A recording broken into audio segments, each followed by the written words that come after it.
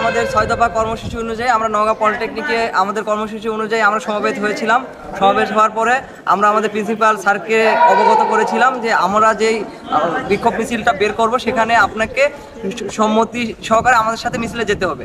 তো ওনাকে বলার পরে উনি আমাদের সাথে মৌখিকভাবে সম্মতি দিয়েছে, কিন্তু সে আমাদের সাথে মাঠ পর্যায়ে যাবে না। তো তাকে আমরা 10 মিনিট সময় দিয়েছিলাম যে সে মিটিং করে আমাদের জানাবে। তাহলে 10 মিনিট তাকে সময় দেওয়ার পর সে মিটিং করে বলছে যে আমরা তোমাদের সাথে যেতে পারবো না, আমাদের অফিসিয়াল অনেক বাধা আছে, তোমরা তোমাদের বিভাগীয় কর্মসূচি অনুযায়ী তোমরা তালা দিতে পারো। তো সেই ক্ষেত্রে আমরা আমাদের যেই প্রশাসনিক ভবন আছে আমরা তালা দিয়ে আমরা সকল স্টুডেন্ট আমরা একত্রিত হয়ে আমরা আন্দোলনটা সামনে আরো জোরদার করব। প্লাস পরবর্তীতে কি কর্মসূচি আসবে আমরা পরবর্তীতে জানাই। আপনারা দেখছেন দৈনিক কর্ণকণ্ঠ, সবার কথা বলে।